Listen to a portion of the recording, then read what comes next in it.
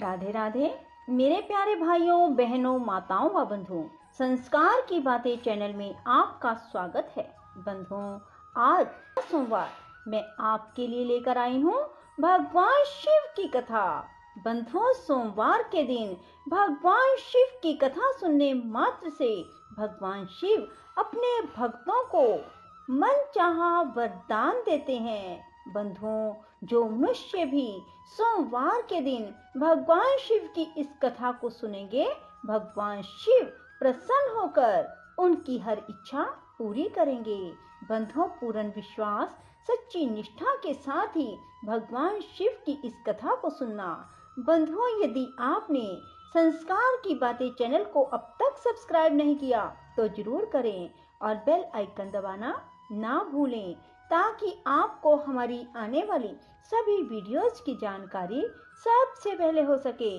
बंधुओं, वीडियो को पूरी सुनने के बाद कमेंट बॉक्स में जय शिव शंकर भोलेनाथ जरूर लिखें। बोलो शिव शंकर भोलेनाथ की जय हो। सनत कुमार जी कहते हैं, हे मुने, शंख चूड़ के ये सकाम वचन सुनकर तुलसी ने उससे कहा। तुलसी बोली, मैं धर्म ध्वज की तपस्विनी कन्या हूँ, यहाँ तपोवन में तप कर रही हूँ। आप कौन हैं? सुखपूर्वक अपने अभिष्ठान को चले जाइए, क्योंकि नारी जाति ब्रह्मा आदि को भी मोह में डाल देने वाली होती है। यह विषतुल्य निंदनीय दोष उत्पन्न करने वाली माया रूपिणी तथा विचारशीलों को भी श्रृंखला के समान जकड़ लेने वाली होती है। सनत कुमार जी कहते हैं, महर्षि, तुलसी जब इस प्रकार रस भरी बातें कहकर चुप हो गई, तब उसे मुस्कुराती देखकर शंखचूड़ ने भी कहना आरंभ किया। शंखचूड़ बोला, देवी, तुमने जो बात कही है वह सारी की सारी मिथ्या हो। ऐसी बात नहीं है, इसमें कुछ सत्य है और कुछ असत्य भी। इसका विवरण मुझसे सुनो। शोभने, जगत में जितनी पतिव्रता नारियां हैं उनमें तुम अग्रणी हो। मेरा तो ऐसा विचार है कि जैसे मैं पाप बुद्धि कामी नहीं हूँ, उसी प्रकार तुम भी काम पराधीना नहीं हो। फिर भी इस समय मैं ब्रह्मा जी की आज्ञा से तुम्हारे समीप आया हूँ और गांधर्व विवाह की विधि से तुम्हें ग्रहण करूँगा। भद्रे, क्या तुम मुझे नहीं जानती हो अथवा तुमने कभी मेरा नाम भी नहीं सुना है? अरे, देवताओं में भगदड़ डालने वाला शंखचूड़ मैं ही हूँ। मैं दनु का वंशज और दंभ नामक दानव का पुत्र हूँ। पूर्व काल में मैं श्री हरि का पार्षद था। मेरा नाम सुदामा गोप था। इस समय मैं राधिका जी के शाप से दानवराज शंखचूड़ होकर उत्पन्न हुआ हूँ। ये सारी बातें मुझे ज्ञात है, क्योंकि श्री कृष्ण के प्रभाव से मुझे अपने पूर्व जन्म का स्मरण बना हुआ है। सनत कुमार जी कहते हैं, मुने, तुलसी के समक्ष यूं कहकर शंखचूड़ चुप हो गया। जब दानवराज ने आदर पूर्वक तुलसी से ऐसा सत्य वचन कहा, तब वह परम प्रसन्न हुई और मुस्कुरा कर कहने लगी। तुलसी बोली, भद्र पुरुष, आज आपने अपने सात्विक विचार से मुझे पराजित कर दिया है। जो पुरुष स्त्री द्वारा परास्त ना हो सके वह संसार में धन्यवाद का पात्र है, क्योंकि जिसे स्त्री जीत लेती है वह पुरुष सदाचारी होते हुए भी सदा अपावन बना रहता है। देवता, पितृ और समस्त मानव उसकी निंदा करते हैं।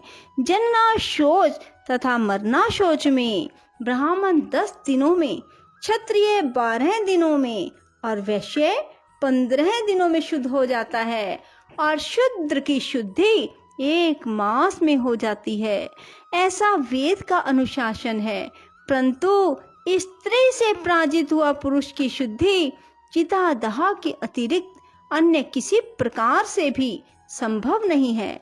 इसी कारण उसके पितर उसके द्वारा दिए गए पिंड तर्पण आदि को इच्छा पूर्वक ग्रहण नहीं करते।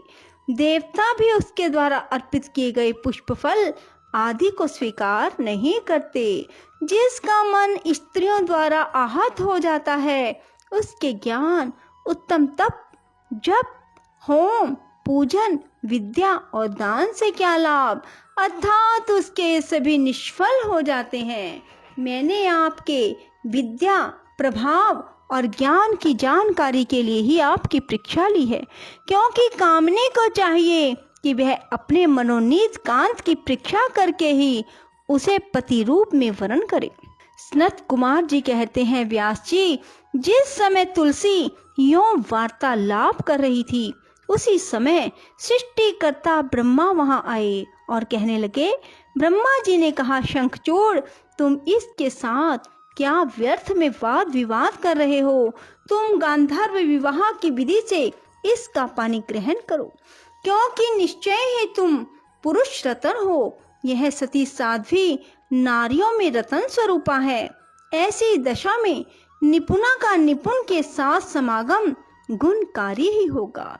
फिर तुलसी की ओर लक्ष्य करके बोले, सती साध्वी तुलसी, तू ऐसे गुणवान कंत की क्या परीक्षा ले रही है? यह तो देवताओं, असुरों और दानवों का मान मर्दन करने वाला है। सुंदरी, तू इसके साथ संपूर्ण लोकों में सर्वदा उत्तम उत्तम स्थानों पर चिरकाल तक यथेष्ट विहार कर। शरीर अंत होने पर यह पुनः गोलोक में श्री कृष्ण को प्राप्त होगा और इसकी मृत्यु हो जाने पर तू भी वैकुंठ में चतुर्भुज भगवान को प्राप्त करेगी। सनत कुमार जी कहते हैं, मुने, इस प्रकार आशीर्वाद देकर ब्रह्मा अपने धाम को चले गए। तब दानव शंखचूड़ ने गंधर्व विवाह की विधि से तुलसी का पानी ग्रहण किया। यूं तुलसी के साथ विवाह करके वह अपने पिता के स्थान को चला गया और मनोरम भवन में उस रमणी के साथ विहार करने लगा।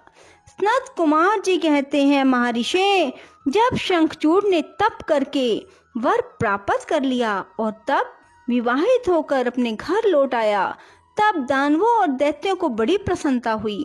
वे सभी असुर तुरंत ही अपने लोक से निकलकर अपने गुरु शुक्राचार्य को साथ ले दल बनाकर उनके निकट आए और विनय पूर्वक उन्हें प्रणाम करके अनेकों प्रकार से आदर प्रदर्शित करते हुए उसका स्तवन करने लगे।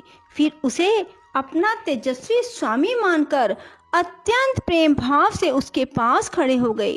उधर दंभ कुमार शंखचूड़ ने भी अपने कुलगुरु शुक्राचार्य को आया हुआ देखकर बड़े आदर और भक्ति के साथ उन्हें साष्टांग प्रणाम किया।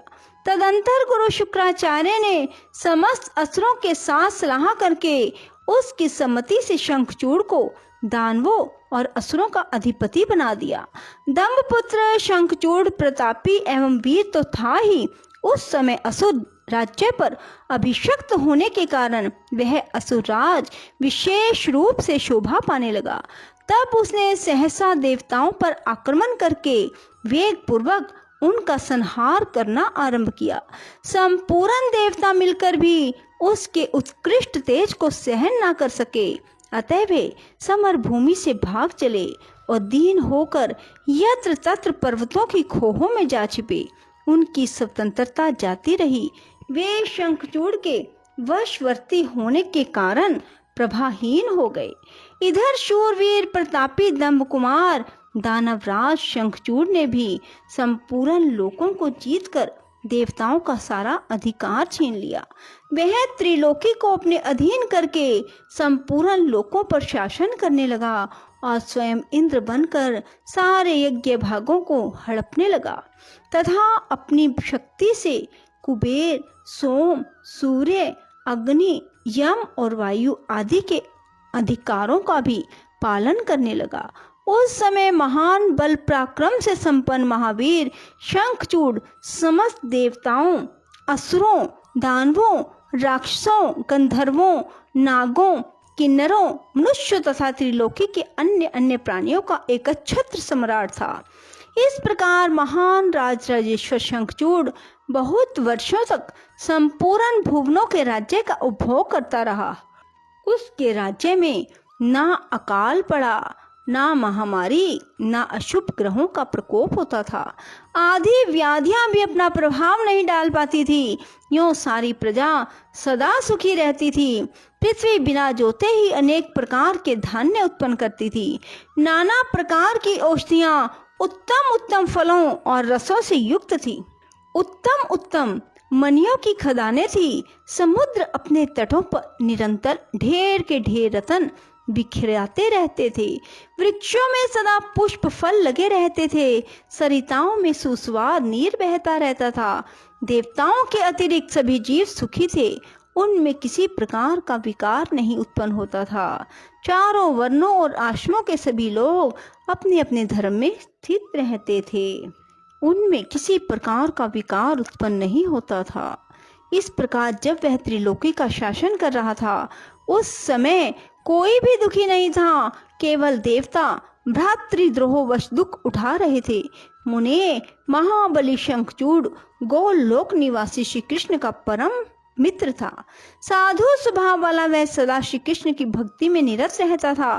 पूर्व शापवश उसे दानव की योनि में जन्म लेना पड़ा, परंतु दानव होने पर भी उसकी बुद्धि दानव की सी नहीं थी। बोलो शिव शंकर भोलेनाथ की जय। राधे राधे। जय श्री कृष्णा। बंधुओं, यदि आपको हमारी वीडियो पसंद आए तो इसे लाइक करें और शेयर भी जरूर करें। धन्यवाद।